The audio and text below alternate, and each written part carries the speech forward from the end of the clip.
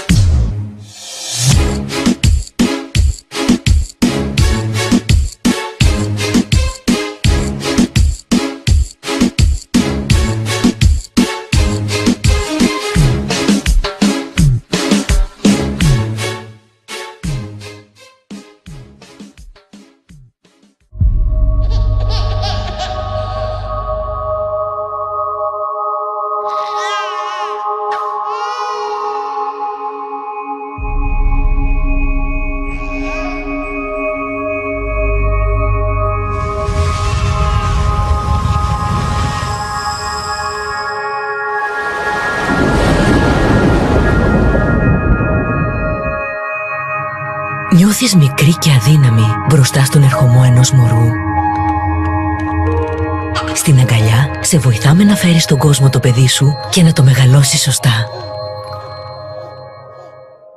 Τα ζώα δεν είναι δώρα ούτε παιχνίδια. Η απόκτησή τους έχει υποχρεώσεις. Πριν ενδώσετε στα παρακάλια των παιδιών σας για κατοικίδιο, επισκεφθείτε τη φιλοζωική της περιοχής σας. Προσφέρετε μια μέρα εθελοντικής βοήθειας και ενημερωθείτε για τις ανάγκες των ζώων. Μάθετε για τις άθλιες συνθήκες των παράνομων εκτροφίων και την κατάληξη των ζώων που εκτρέφουν. Τα αδέσποτα στην Ελλάδα ξεπερνούν το 1.000.000. Μη συμβάλλετε στη διαιώνιση του προβλήματος. Και αν τελικά είστε σίγουροι, ανοίξτε την αγκαλιά σας και σώστε ένα αδέσποτο. Ζωοφιλική Ένωση Ηλιούπολης. www.zail.gr. Τα πολλά παιδιά είναι ευτυχία. Οι πολύτεκνες οικογένειες χρειάζονται τη στήριξή μας. Ο φιλανθρωπικός εθελοντικός οργανισμός Θεόφιλος απλώνει την αγκαλιά του στις πολύτεκνες οικογένειες όλης της Ελλάδας. Η δική σας προσφορά μας δίνει δύναμη να συνεχίσουμε. Καλέστε στο 210 88 28 036 και μάθετε πώς μπορείτε και εσείς να βοηθήσετε.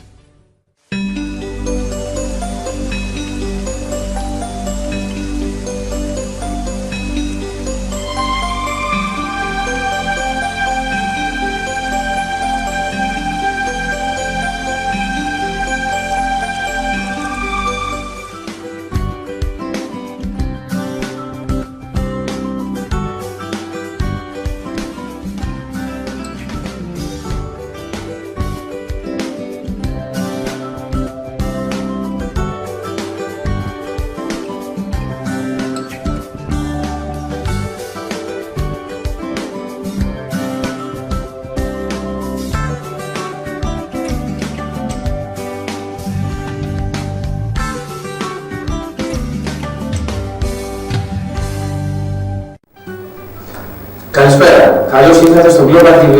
Ζωντανά στην εκπομπή Pet Story. Με πολύ ωραίο ντύσιμο. Καλησπέρα Γιώργο. Η Just Perfect στο Ηράκλειο φρόντισε γι' αυτό και τους ευχαριστούμε. Ωραία.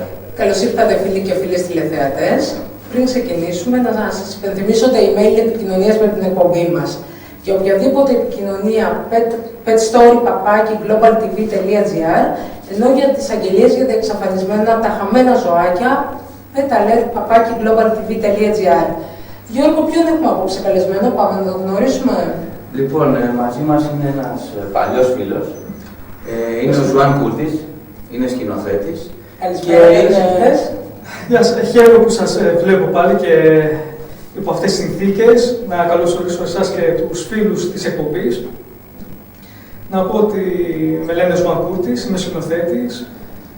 Αυτό που με συνδέει με την εκπομπή είναι μια φιλοσοφική αγάπη για τα ζώα. Ακριβώς προς τα ζώα.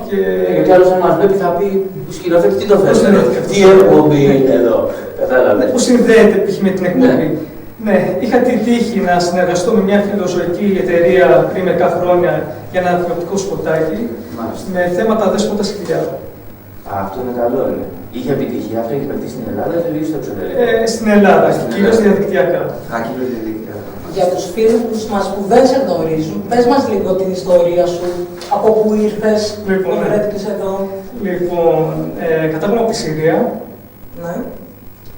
Έχεις γεννηθεί εκεί δηλαδή? Γεννήθηκα Κάιρο. Ο πατέρας μου ήδη σπούδασε εδώ πέρα και έτσι αφού γεννήθηκα, λίγους μήνες αργότερα ήρθα και καταστάθηκα πριν 32 χρόνια εδώ στην Αθήνα. Μάλιστα. Τώρα πόσο είσαι δηλαδή, κύριε 32. Λοιπόν, εγώ είναι πιο μεγάλος. Υπάρχει έτσι μια καλλιτεχνική φλέβα στην οικογένεια, στον χώρο της τηλεόρασης. Ναι. Δηλαδή? Και η μητέρα μου και ο πατέρας μου ασχολήθηκαν με το χώρο της τηλεόρασης και του θεάτρου. Η γιαγιά μου είναι σεναρογράφος, ο θείος μου, ένας μακρινός ξάδερφος του πατέρα μου, είναι ένας γνωστός σκηνοθέτης στην Αμερική, έχοντας όνομα Νάσταρ Τανζούρ.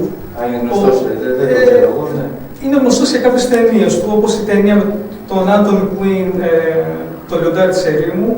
Υπήρξε παραγωγός στην ταινία Halloween, ήρθα με τις μάσκες του Καρπέντε με την Τζέμιλ Κέρτις. Ωραία ταινία. Καλλιτεχνική οικογένεια, λοιπόν. Με τα ζώα είναι και αυτοί οι συγγενείς σου, τα αγαπάνε? Όσο μπορώ, δεν θα έλεγα πως είναι σε ένα φυσιολογικό ρυθμό. Όχι κάτι παραπάνω. Ναι, ενώ δηλαδή ας πούμε θα ταΐσουν ένα δέσποτο, Ακριβώς. δεν θα χτυπήσουν ένα ζώο στον δρόμο για να το χτυπήσουν ένα δωμάτιο. Μια ευαισθητοποίηση υπάρχει σαν ζώο. Ναι, απλώς εσύ ας πούμε στην οικογένεια είσαι αυτός που έχει το παραπάνω με τα ζώα. Ναι, που έδωσε κάτι παραπάνω σε αυτό το θέμα. Να σε ρωτήσω κάτι, μιας και είπες ότι είσαι από τη Συρία. Υπάρχει διαφορά στην αντιμετώπιση που δείχνουν οι Έλληνες απέναντι στα δέσποτα ζώα με τους Σύριους απέναντι στα ζώα? Ναι, λοιπόν, η διαφορά έχει ως εξής. Ποια είναι η διαφορά? Ένας λόγος πιστεύω έχει να κάνει και με το θέμα της θρησκείας. Γιατί το λέω αυτό? Επειδή μια ευαισθησία υπάρχει στο θέμα της ανθρώπινης ζωής, σε ό,τι είναι ζωντανό. Και έτσι δεν παίζει ρόλο αν είναι άνθρωπος ή κάποιο τετράποδο φύλλο. Τι εννοείς τη θρησκεία που έχουν στις... Γενικά στις Ισλαμικές χώρες. Μάλιστα. Στις Ισλαμικές χώρες, ναι. Ένας λόγος που είναι λίγο παραπάνω ευαίσθητοι σε οτιδήποτε είναι ζωντανό πάνω στη γη. Είναι δηλαδή λίγο παραπάνω ευαίσθητη στη Συρία, ας πούμε, με τα ζώα? Ακριβώς. Δυστυχώς αυτό δεν έχει περαστεί. Έχει περαστεί η εικόνα του τρομοκράτη, του ανθρώπου που αφαιρεί ζώα για να χαρίσει. Μα βλέπουμε εμείς την τηλεόραση και δεν ξέρω κιόλας αν είναι αλήθεια. Μπορείς να μας το πεις εσύ, γιατί θα έχεις εκεί τις άκρες σου και τις νοημίες σου. Βλέπουμε άσχημα πράγματα που κάνουν άνθρωπος με άνθρωπο. Δηλαδή φαντάσου αυτοί τι θα κάνουν στα ζώα. Ακριβώς. Και έχω κάτι να σου πω πάνω σε αυτό το θέμα. Δυστυχώς υπήρχαν δύο από τα μεγαλύτερα ζωολογικά πάρκα στις αραβικές χώρες στη Συρία, τα οποία δεν ξέρουν τώρα σε τι κατάσταση βρίσκεται, επειδή είναι υπό την κυριαρχία αυτών των τρίτων που έχουν εισβάλει στη χώρα. Δεν το ήξερες εσύ αυτό? Όχι, ούτε εγώ. Δυστυχώς υπάρχουν κινητοποιήσεις από διάφορους φιλόζωους σε διεθνή επίπεδο, ακόμα και από τους ντόπιους στη Συρία. Αλλά δυστυχώς, επειδή δεν είναι εφικτό να γίνει σε πράξη αυτό το πράγμα, η κινητοποίηση γίνεται μόνο διαδικτυακά για την ενημέρωση των υπολείπων. Δεν μπορεί να κάνει κανείς τίποτα δηλαδή? Δυστυχώς. Δηλαδή, και δεν γνωρίζουν σε τι κατάσταση βρίσκονται τα ζώα, δεν υπάρχει κανένας φύλακας, κάποιος να τα προσέχει, να τα ταΐσει και είναι... Δηλαδή μπορεί και να τα τρώνε, μπορεί οτιδήποτε να γίνει. Ακόμα και να το πουλάνε. Ακόμα και να τα πουλάνε. Ναι, και στην κατάσταση που βρίσκεται αυτή τη στιγμή η χώρα είναι λίγο δύσκολο να ασχοληθεί κάποιος. Ακριβώς, ναι. Επειδή υπάρχουν σημαντικότερα πράγματα, δηλαδή βάζουν σε δεύτερη προτεραιότητα πλέον τη ζωή του ζώου, ναι. Τη ψυχή του ζώου, ναι. Μια αναφέρεται όμως μια κοινωνία πως συμπεριφέρονται οι ανθρώποι στα ζώα, από εκεί φαίνεται. Ναι. Και τώρα μου δίνεις πάσα, ας πούμε, για να πω, το ξέρει και η Μέρη, το συζητάγαμε πριν, για έναν 17χρονο που έφυγε από τη Συρία. Είναι τα δύο περιστατικά που ήθελα να σας τα πω. Ναι. Αυτό συνέβη στις 11 Σεπτεμβρίου. Είναι δύο περιστατικά που είναι το ίδιο μήνα. Ναι. Ένας 17χρονος πήρε μαζί του το τετράποδο φίλο του, ένα χάσκι, Ναι. και με χτυλίνο. Νομίζω φτάσανε 500 χιλιόμετρα πήγανε μαζί. Ναι. Και ένα άλλο περιστατικό πήρανε ο Ασλάν, κάπως έτσι. Δεν θυμάμαι, ναι. Και ένα άλλο περιστατικό ήταν μια οικογένεια από τη Συρία, Ναι. Σύριοι, πήρα μαζί τους Τις γάτες λες τώρα. μια γάτα. Ναι, μια γάτα, μπράβο, ναι. Είναι φοβερό, είναι καταπληκτικό, με παρένθεση, Ναι. πώς άνθρωποι θεωρούν τους τετράποδους φίλους μέρος της οικογένειας, γιατί δεν τα παρατάνε. Ακόμα σε τέτοια κατάσταση. Μακάρι να γίνουν παράδειγμα προς μίμηση. Έτσι, είναι αλήθεια είναι. Και μάλιστα από ό,τι ξέρω αυτό το παιδί που λέει ο έμπορος, ο δουλέμπορος, του λέει δεν σε παίρνω να έχεις μαζί σου το σκύλο. Ναι, και θεωρήθηκε σαν έξτρα επιβάρυνση. Ναι. Και του είχε κάνει τώρα τα εμβόλια, όλα τα πάντα. Ναι, με το διαβατήριό του. Και μάλιστα, όπως και πολλοί άλλοι πρόσφυγες, τα ταξιδιωτικά τους έγγραφα τα έχουν φυλαγμένα μέσα σε ζελατίνες, γιατί ξέρουν ότι θα περάσουν δύσκολες καταστάσεις.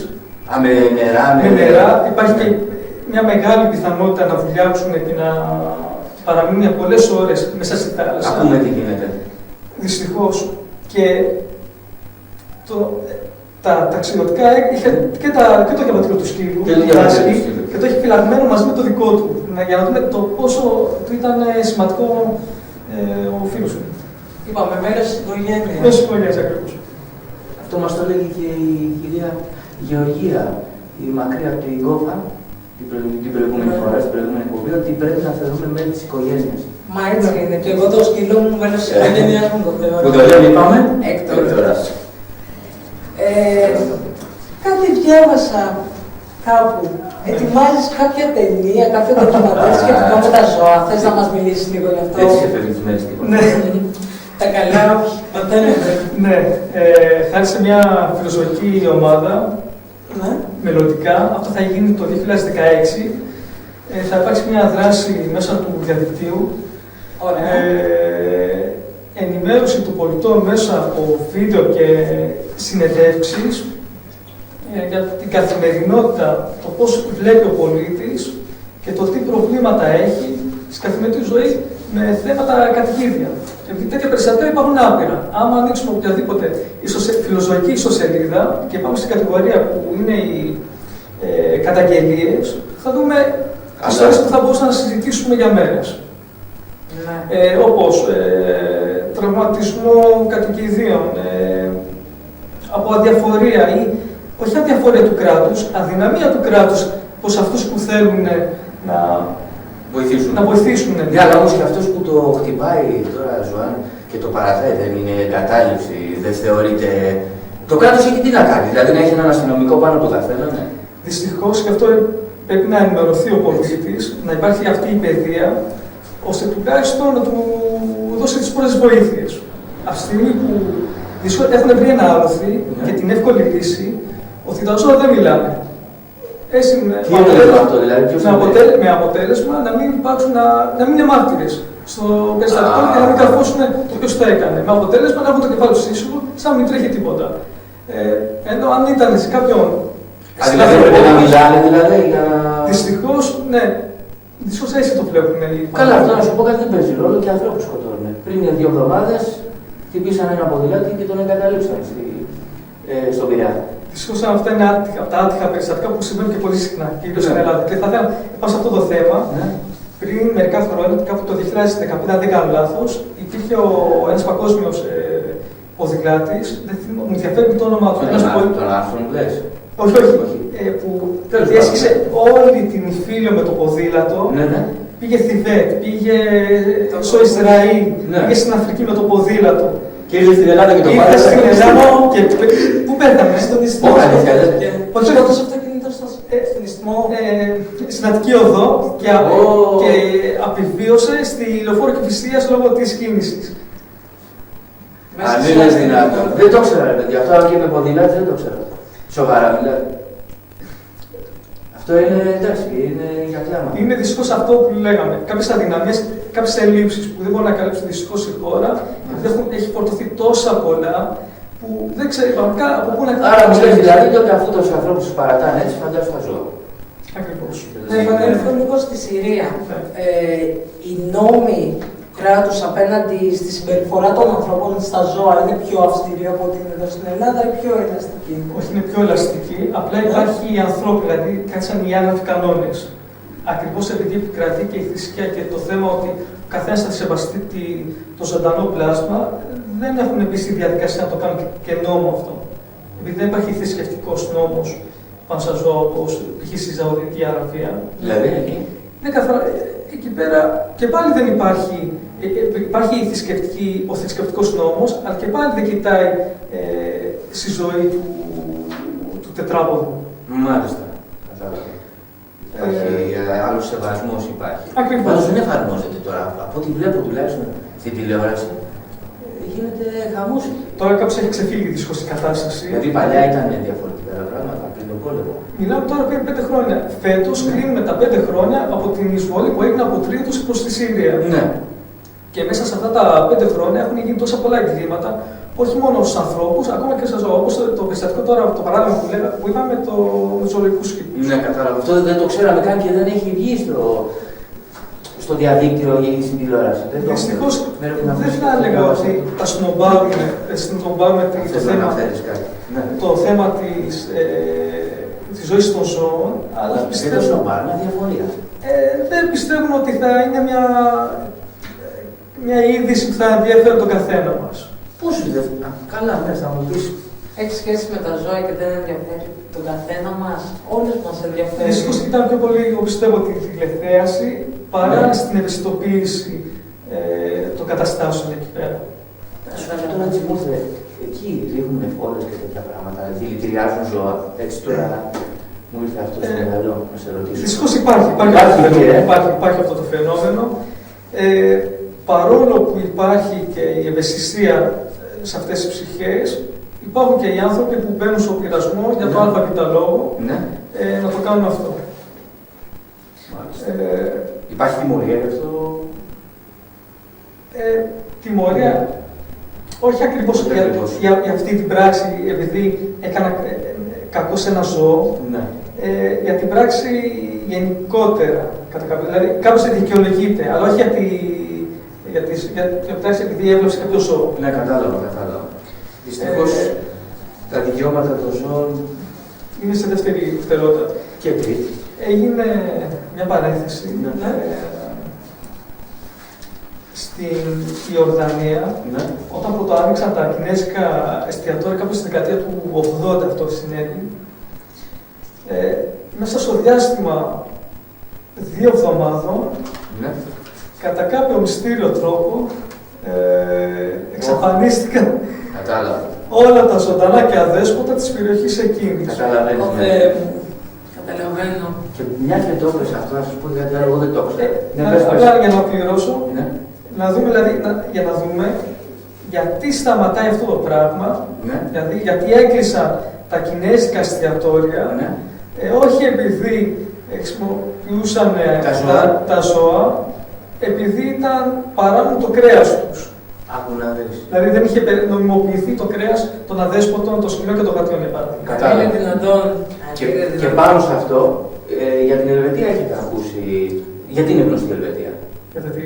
Όχι, η Ελβετία είναι τι πάνε εκεί και καταθέτουν. Τα χρήματα. Και τα χρήματα. Λοιπόν, είναι και για κάτι άλλο γνωστό που εγώ δεν το ήξερα, το μαθαίνω τώρα τελευταίως. Έχουν κάποιες γιορτές σε κάποια διαστήματα του χρόνου, όπου τρώνε γάτες και σκύλους. Οι Ελβετοί που θεωρούνται πολιτισμένοι και έχουν τέτοιους μισθούς, αυτό που σας λέω ισχύει, όποιος θέλει μπορεί να πατήσει στο διαδίκτυο και να το δει. Και μάλιστα τα κάνουν και λουκάνικα. Και είναι μια πολύ μεγάλη γιορτή και συμμετέχουν όλοι, παιδιά. Οι Ελβετοί. Εκεί δεν υπάρχουν νόμοι. Δεν είναι νόμοι, είναι θέμα πολιτισμού, παιδιά. Γι' αυτό λέμε οι Έλληνες ότι είναι πολιτισμένοι. Δεν χρειάζεται να πάμε και πολύ μακριά, να βάλουμε τις σταυρομαχίες. Που για να πεθάνει ο κάθε ταύρος περνάει από 1000 βάσανα. Από 1000 βασανισμούς, από μαχαιριές, από τα ξύφη του ταυρομάχου. Και στο τέλος, δηλαδή δεν υπάρχει νικητής, ποτέ δεν βγαίνει νικητής ο ταύρος. Πάντα νεκρός βγαίνει στο τέλος. Μέχρι να βρεθεί ο ταυρομάχος που θα τον σκοτώσει και θα τον αφήσει νεκρό στον τόπο του. Ξεφύλλα, δεν είναι αυτό το πράγμα. Το μόνο είναι που χάρηκα πριν λίγο καιρό και το λέω, δεν με πειράζει. Με τον ταύρο που τον έδισε τον άλλον. Ναι. Δεν ξέρω αν το είδατε, τελώς τον έδισε, βέβαια το σκοτώσαμε μετά τον ταύρο. Και έναν άλλο που είχε καρφώσει τον ταυρομάχο. Βέβαια ο ταύρος, όπως είπε και ο Ζωάν, στο τέλος δεν την γλιτώνει. Λοιπόν, εγώ θα επανέλθω στη Συρία. Οι ερωτήσεις μου είναι αποκλειστικά εκεί. Πες μας τι ζώα υπάρχουν εκεί που δεν τα έχουμε στην Ελλάδα. Ναι, υπάρχουν λόγω του τροπικού του μεσογειακού κλίματος. Έχουν την τύχη να έχουν ζώα όπως τσίτα, καμιλοπαρδάλους, ελέφαντες.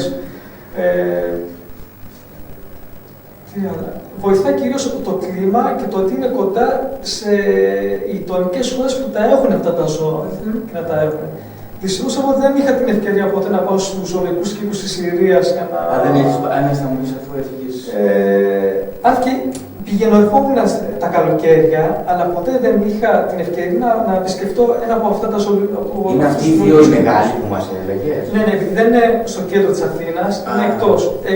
Ναι, κατάλαβα τι είναι. Του Δαμασκού, της πρωτεύουσας, είναι εκτός της πρωτεύουσας. Αλλά έχω κάποιες φωτογραφίες του που είχε σε μικρή ηλικία που είχε πάει ο πατέρας μου και είχε τραβήξει ακριβώς.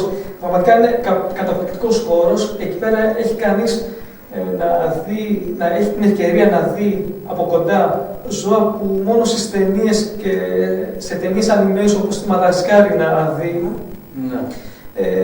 Όπως ζέμπρες, άλλο ένα παράδειγμα εκεί πέρα. Τα οποία τώρα δεν γνωρίζουμε τι έχουν απογίνει. Κατάλαβα. Λοιπόν, να πάμε σε ένα διαφημιστικό διάλειμμα και σε λίγο θα είμαστε μαζί.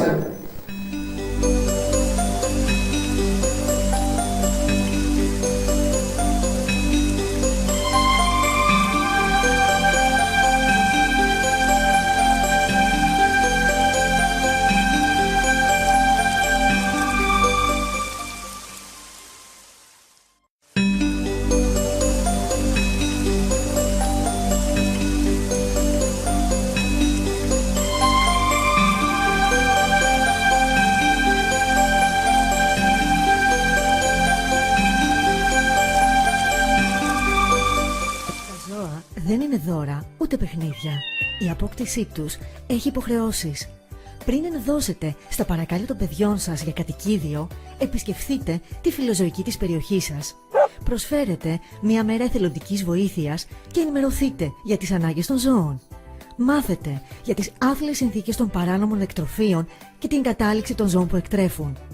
Τα αδέσποτα στην Ελλάδα ξεπερνούν το 1.000.000. Μη συμβάλλετε στη διαιώνιση του προβλήματος.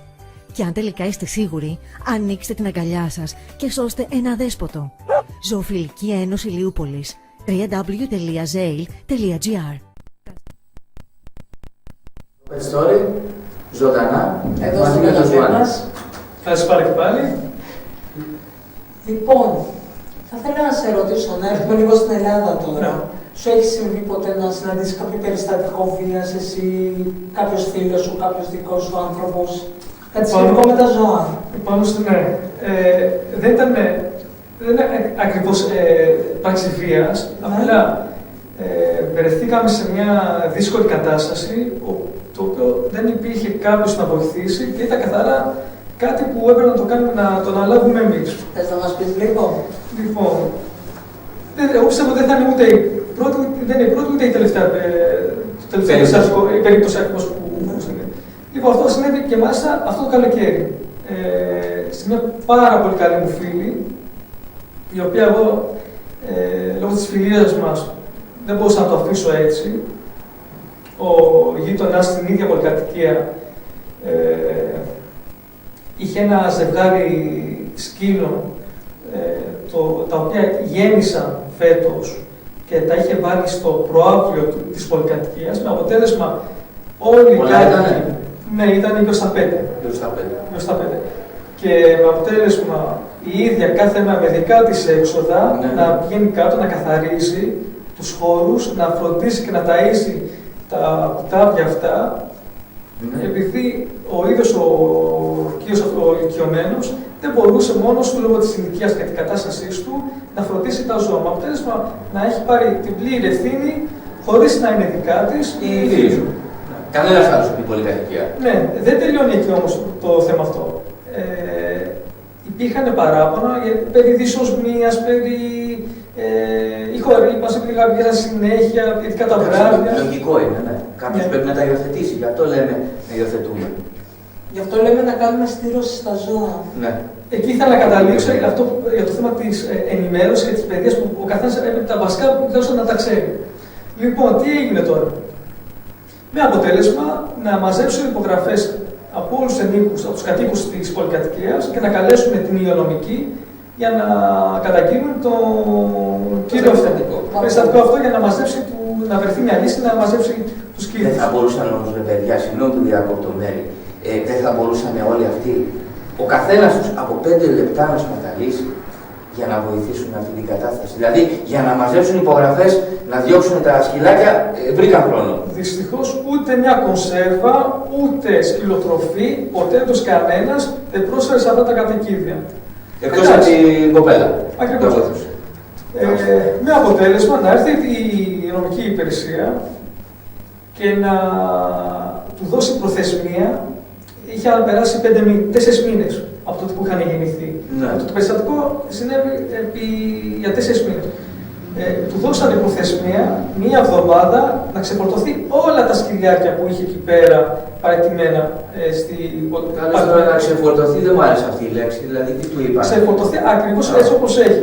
Αλλιώς μέσα σε μία εβδομάδα θα έχει πρόστιμο 1.000 το κάθε κουτάβι που θα υπάρχει εκεί.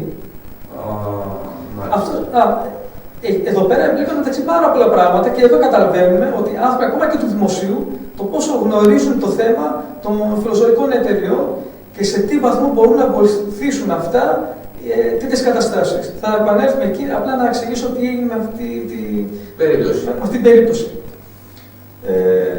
Όταν τους είπε ότι εδώ 4 μήνες δεν μπορούσε να τα ξεφορτωθεί και να τα δώσει, θα βρεθεί τώρα μέσα σε μια εβδομάδα να θα καταφέρει να τα δώσει. Μικρός ο χρόνος. Δεν μας νοιάζει, λέει, αυτό το περιθώριο σου δίνουμε, κόψε το κεφάλι σου, κάνε ό,τι θέλεις. Σε αυτή την περίπτωση θα τα πάρω εγώ, θα τα πάω να τα αμολύσω στο πάρκο της περιοχής. Είπε ο κύριος. Ο ηλικιωμένος. Ναι. Η απάντηση του. Λάθος βέβαια αυτό, έτσι. Ναι. Εντάξει, πάνω στα πόνος ήταν η μοναδική απάντηση που θα μπορούσε να δώσει. Αλλιώς σε μια εβδομάδα θα είχε 1.000 ευρώ πρόστιμο το κάθε σκυλί. Θες να πεις ότι πιέζει έτσι είδους την κατάσταση ο Δήμος, ναι, όπου σε αναγκάζει να αφαιθείς άσχημα, αυτό εννοείς. Κάπου άλλο θα καταλήξω κιόλας. Με αποτέλεσμα, αυτοί από την υγειονομική υπηρεσία να του πούνε ότι εάν διαπράξει κάτι τέτοιο θα έχει ένα επιπλέον πρόστιμο που θα τα αφήσει ελεύθερα και χωρίς εμβόλια τα κουταβάκια ελεύθερα στο πάρκο. Μάλιστα. Δηλαδή αυτός έπρεπε να βρει σπίτια για να μπορέσει να τα δώσει. Λέει αλλιώς, λέει, δώσα σε κάποια φιλοζωική εταιρεία. Μάλιστα. Θα επανέλθουμε σε αυτό που είπε για τη φιλοζωική εταιρεία, επειδή υπάρχει και αυτή η εντύπωση ότι η φιλοζωική εταιρεία θα αναλάβει όλα τα λάθη όλων αυτών των ανθρώπων που αφήνουν τα σκυλιά να γεννούνται έτσι αβέρτα. Ναι, θα επανέλθουμε εκεί. Άρα πάμε σε αυτό που είπε η Μέρη, ότι πρώτα η στήρωση είναι το πρώτο θέμα. Ακριβώς. Κουτσά στραβά, καταφέραμε μέσα σε μια εβδομάδα, η αλήθεια είναι ότι του δώσανε περιθώριο και άλλες 3 μέρες για να δώσει και τα 2 μεγάλα, επειδή τα μικρά. Καταφέραμε να τα δώσουμε χάρη σε μια μεγάλη γνωστή φιλοζωική ιστοσελίδα που βάλαμε εκεί πέρα την αγγελία. Μάλιστα. Ποια περιοχή έγινε αυτό, ποια περιοχή?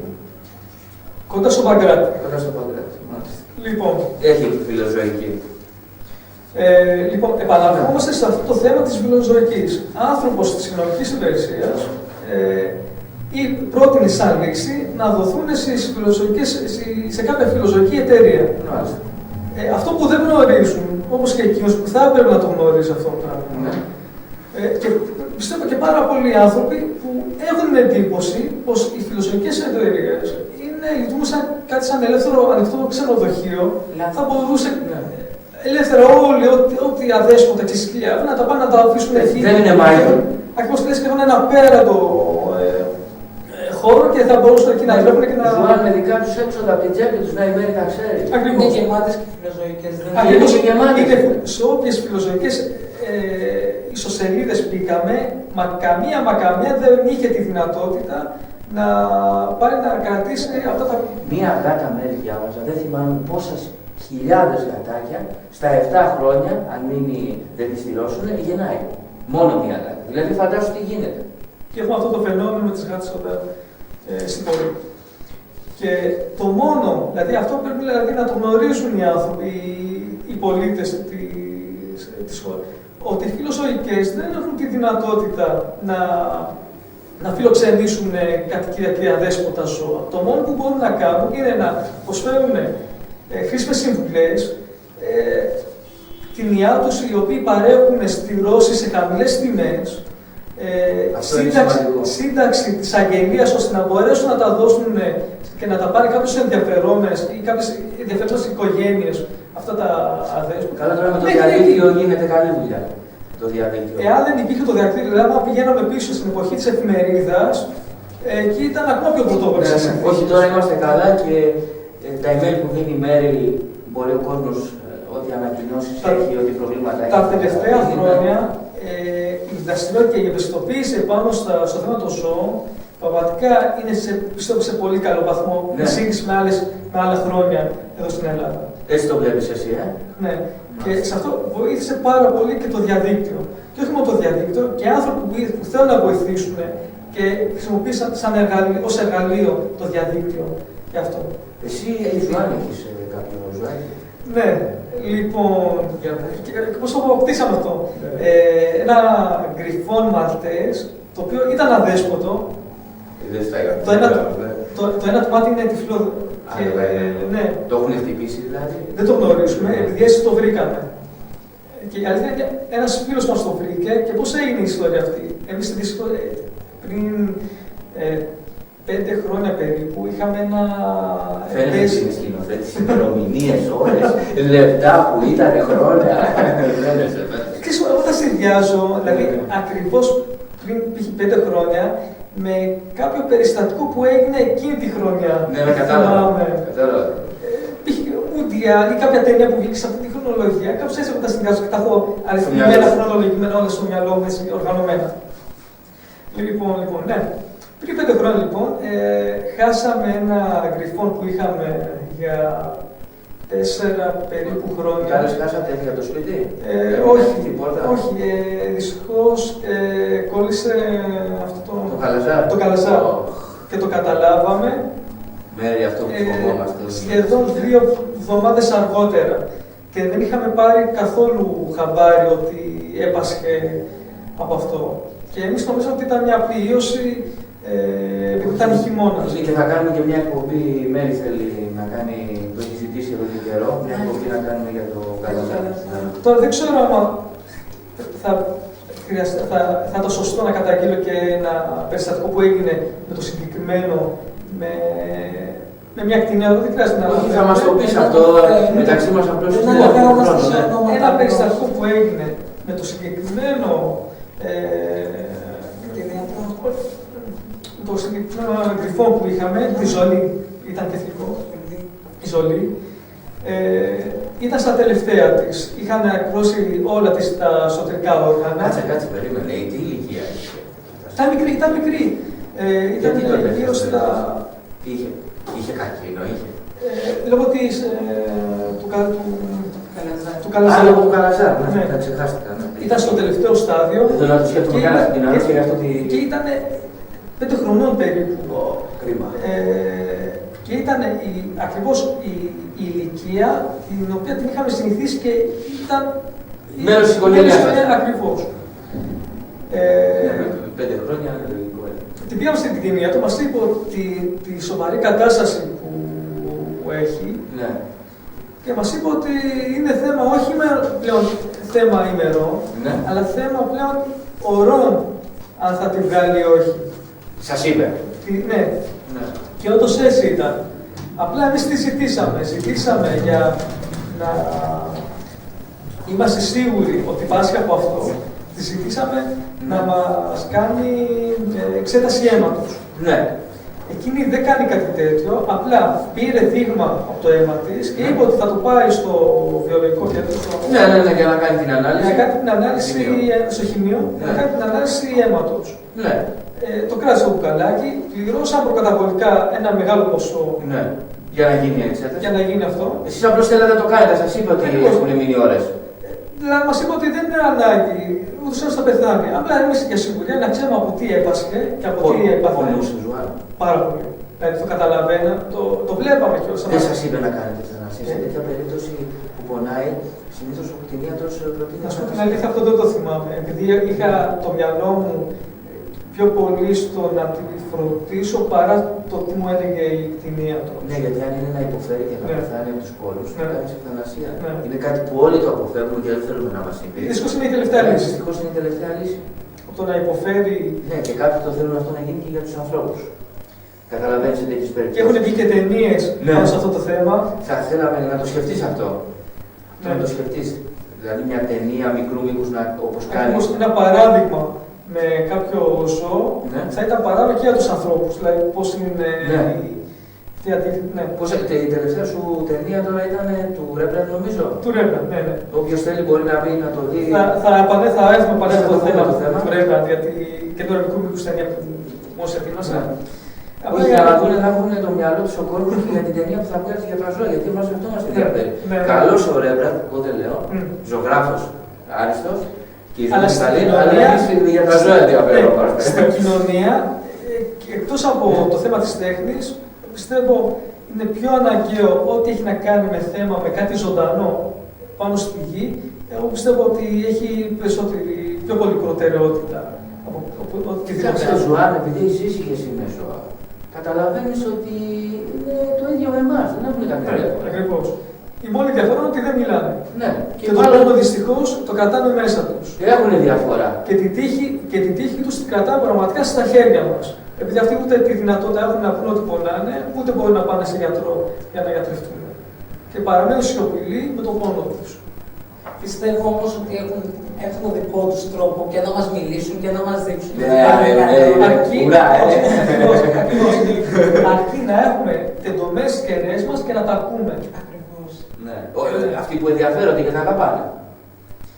Για να κλείσω το θέμα του περιστατικού του δυσάρεστου περιστατικού που δεν το ξεχνάει, εγώ λέω πως το ξεχάσει να προχωρήσουμε αν το ξέρεις, γιατί δεν θα προλάβουμε να το ρωτήσουμε, όχι τίποτα άλλο, αλλά είναι σκηνοθέτη, ναι, για λέγε. Τα έχω όλα πράγματα, δεν πάω στο μυαλό. Ναι, το αποτέλεσμα. Εμείς το Θανάση στις ιδέες, εντάξει, το Θανάση. Με αποτέλεσμα η συγκεκριμένη γιατρός να κρατήσει τα λεφτά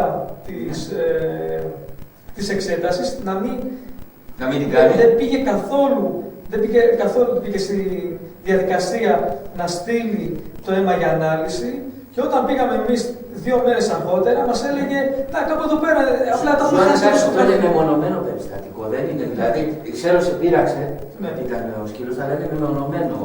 Μας πήρε κάμποσα χρόνια, πραγματικά δεν θέλαμε άλλο κατοικίδιο από τότε να πάρει μετά τη ζωή. Έτυχε επειδή έμοιαζε και ήταν διασταύρωση Μαλτές με γκριφόν, αυτό που έχουμε μετά από πόσα χρόνια? Αυτό έγινε πριν 5 χρόνια. Όχι, αλλά μου πεις και χρόνια και μέρες και τι ώρα, αφού λες ότι τα θυμάσαι όλα. Ήταν χειμώνα, 2007 πέρα. Εγώ το πάω για πλάκα, δεν θυμάται. Όχι, τι μέρα? Sorry, ήταν 2006. Λίγους μήνες πριν χωρίσω, γι' αυτό το θυμάμαι. Από μια σχέση. Επειδή είχε έρθει μαζί μου και η συγκεκριμένη κοπέλα. Το θυμάμαι. Τι είναι αυτά που κοιτάς εδώ? Γιώργο, είναι κατάλογος της Just Perfect. Και βλέπω πέρα είναι εκατό από αυτά συγκεκριμενάκια. Ναι, είναι πολύ ωραία όντως. Ρίχνω μια ματιά και θα μπορούσα στην επόμενη εκπομπή. Εσύ που ξέρεις τα μούστα μου. Ναι. Just Pepper στο Ηράκλειο λοιπόν. Ωραία. Για όλα τα σώματα, για όλα τα γούστα και ελληνικά πάνω από όλα. Έχω ένα χαρτί εδώ τώρα, έτσι, να αλλάξουμε και λίγο θέμα. Διάβαζα για τους κλόνους. Το ξέρετε ότι υπάρχει μια εταιρεία στην Αμερική, όταν μεγαλώσει ο σκύλος, λέμε τώρα φυσιολογικός θάνατος, 14-15 ετών πάει, παίρνουν κάποια βλαστοκύτταρα και φτιάχνουν, δηλαδή ο Fox, ας πούμε. Η Dolly. Ναι. Φεύγει από τη ζωή δυστυχώς μετά από 15 χρόνια και μπορεί αυτή η εταιρεία να σου ξαναφτιάξει έναν ίδιο σκύλο. Βέβαια δεν θα έχει τις ίδιες αναμνήσεις. Εσείς θα μπαίνατε, αυτό ήθελα να ρωτήσω. Θα μπαίνεις. Το κόστος είναι μεγάλο. Είναι 90.000 ευρώ. Βέβαια, εσείς σαν σκηνοθέτης δεν ξέρω. Είναι κερδοσπές ταινίας τώρα που βάζουμε. Θέλω να σου πω τώρα, θα το κάνεις.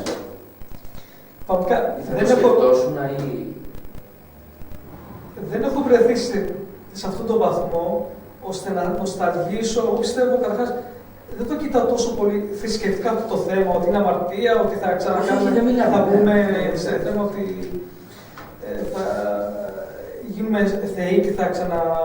Δεν κατάλαβα πώς θα θέτεις. Απλά εγώ πιστεύω ότι είναι ένας κύκλος που έκλεισε. Και τέλος, ακριβώς. Και είναι μια ευκαιρία πλέον να κοιτάξουμε και για κάτι άλλο στη ζωή. Από τη στιγμή που έφυγε φυσιολογικά εννοείς το ζώο, ναι, κατάλαβα τι λες. Και εξάλλου πιστεύω ότι όπως και οι άνθρωποι έτσι και τα ζώα είναι ξεχωριστές οντότητες. Για ποιο λόγο να το κλωνοποιήσεις, νομίζω ότι δεν μπορεί να το αντικαταστήσει τίποτα. Ναι. Εγώ θα ήθελα να μείνω με την ανάμνηση του σκύλου. Ακριβώς. Δηλαδή, είναι σαν να βλέπεις να έχεις μια κασέτα, μια ταινία και να την βάζεις να παίζει συνέχεια. Συνέχεια. Και όπως είπε και θυμάμαι, ο Δημήτρης Χόμ, για το άμα θα ξαναπέστρεφε στη σχέση με την πρώτη στην Έλλη Λαμπέτη, δεν έχει νόημα, θα ήταν σαν μια ξαναζεσταμένη σούπα. Ωραία ταινία. Είπες τώρα το καλύτερο, ωραία ταινία. Μια μέρα θα ήθελα πάντως η Μέρη, τώρα μια και λέμε, ξέρεις, το έχω εδώ το έχω μαζί μου πάντα, είναι ένα γράμμα, η Μέρη ξέρει. Λοιπόν, ξέρει που το πάω τώρα. Είναι ένα γράμμα που λέγεται ένα γράμμα στο Fox στο Λιγούρι. Λοιπόν, μέχρι τώρα δεν έχω μπορέσει εγώ, ούτε η Μέρη, να το διαβάσουμε. Λοιπόν, μόλις ξεκινάμε, κλαίμε. Κάποια στιγμή πιστεύω θα καταφέρουμε να το διαβάσουμε και στον κόσμο. Είναι ένα πολύ συγκινητικό γράμμα. Για τις τελευταίες στιγμές ενός σκύλου, μια περιγραφή γίνεται που δηλητηριάστηκε δυστυχώς. Λοιπόν, υπάρχει βέβαια στη σελίδα μας, Μέρη, έτσι δεν είναι παλιά, το έχουμε βγάλει. Προσπαθούμε να μην το βγάζουμε πολύ, κάπου το έχει, η Μέρη το είχε βρει. Λοιπόν, και το έχω εκτυπώσει. Απλώς ήθελα να αναφερθώ σε αυτό το θέμα. Θα στο δώσω μετά το γράμμα να το διαβάσεις. Το περίμενα να το δώσει ή θα το να το διαβάσει. Όχι, τώρα θα το διαβάσει. Εσύ μπορεί να μην κλάψεις, που δεν είμαι τόσο σίγουρος, θα κλάψουμε εμείς. Όχι, από τα ίδια. Άστο, γι' αυτό άστο καλύτερα. Λοιπόν, έφτασε στο τέλος μου, κάνει νόημα ο διευθυντής με. Να σου πω, δεν θα το κάναμε και το διευθυντή κλωρονάχα πεδίο. Φαντάζεσαι, Μέρη θα δίνει σε 90.000 ευρώ. Να έχουμε δύο. Δεν είμαι σίγουρος. Δεν παίρνετε προσωπικά και δεν αυτό. Λοιπόν, ευχαριστούμε πολύ, Ζουάν. Εγώ ευχαριστώ για τη φιλοξενία και την ευκαιρία που ήρθα εδώ. Να σου ευχηθούμε καλή επιτυχία. Να είστε καλά, τόσο πάρα πολύ. Περιμένουμε να το δούμε. Να είστε καλά. Λοιπόν, από μένα, καλό βράδυ και σας ευχαριστούμε που ήσασταν εδώ. Εγώ πριν σας πω καλό βράδυ θα σας υπενθυμίσω τα email επικοινωνίας με την εκπομπή μας. petalert@globaltv.gr και petstory@globaltv.gr.